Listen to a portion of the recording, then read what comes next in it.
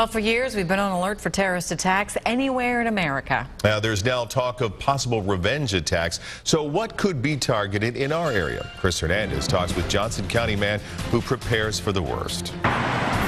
I-35 is one of the busiest interstates in the country, running from Mexico to Canada. And this metro is also known as the second biggest railroad hub in the nation.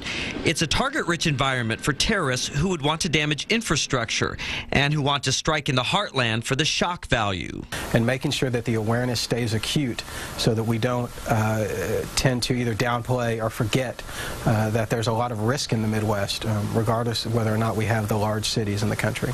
Cattle and crops could be targets too. Agri-terrorism is so important, there was a national conference on it here in the metro just last week. It's the increased diligence around the threat to agriculture, the possibilities. After all these years, it may sound a little old-fashioned, but authorities still say that you are the best first line of defense.